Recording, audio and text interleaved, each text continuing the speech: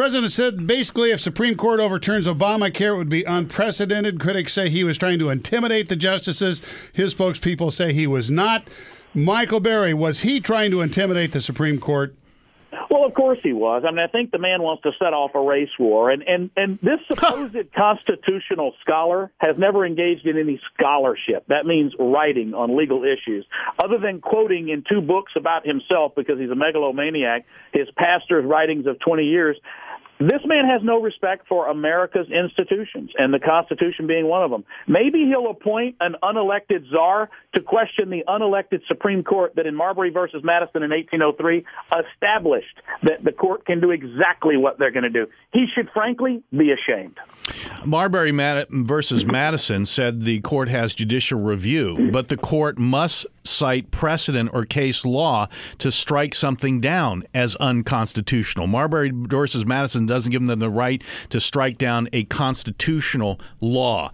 Look, all the Republicans and right-wingers for 30 years have talked about liberal activists on the court. I wouldn't accuse them of wanting to start any war, race or otherwise. The truth is, case law and precedent clearly says Obamacare is constitutional. I cited those cases before. Michael Berry didn't want to hear the details of it.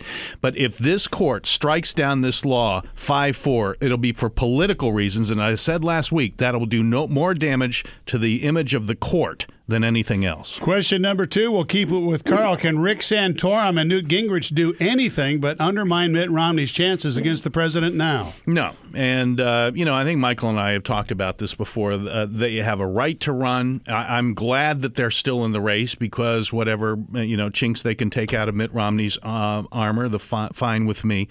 But the truth is Romney has the nomination.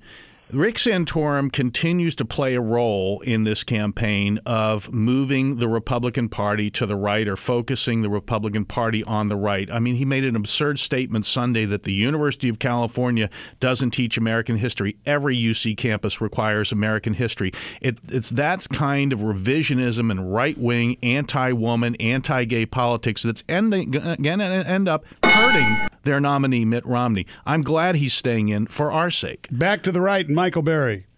Well, the Republican Party is not anti-gay or anti-Muslim or anti-Latino or anti-women. That's the line that Howard Dean used yesterday. This whole bashing of people who are supposedly bashing as a way to justify a bad agenda is ridiculous.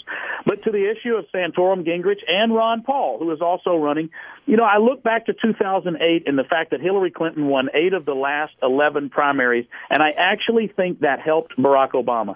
It moved him more to the center, at least for the campaign. Hillary was more conservative than him in that campaign, and staying in until the end was good for his campaign, and I think that will end up being good for Romney when it comes convention time.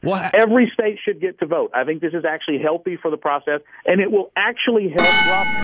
You undermine your own argument by saying Hillary moved Barack to the center, but they're moving Romney to the right. That doesn't win general elections. Carl, we don't have rebuttal segments during this interview. You've been doing this for years. You've got a robe on. I feel like I'm at the Supreme Court. I want order, too.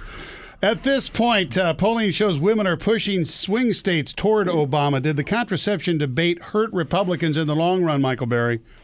Oh, no, I don't think it did. It wasn't a contraception debate. It was a debate over big government, and that's what we'll be debating come November. The truth is that this whole playbook of appealing to people as you don't like white people, you don't like Republicans, they're all out to get you, they're all out to take away your contraception or your food stamps or your unemployment or your livelihood.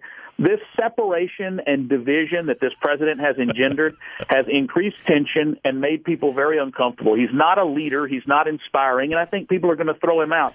And base arguments like that are frankly disgusting. And I think Americans, when it comes November, will reject that. This is not the yes, we can, hope and change guy. This is a man of anger and bitterness. Exactly the argument of a conservative arguing against something that they are or they do. All right-wingers do is divide America. The Hollywood types, academia, welfare recipients, they are the kings and queens of dividers of this country. The truth is, this is about women's health. And Nikki Haley was on The View this week saying, we don't want to take away anyone's contraception. No, Rick Santorum said he would let states decide if contraception itself should be illegal, and I can give you a handful of states that would do just that. This president now has an 18-point lead over Romney among women in the latest USA Today Gallup poll. It's because of this Republican Party's putting women's health on the back burner back to the 50s. Bonus question, Michael, as we approach Easter weekend. Peeps, yes or no?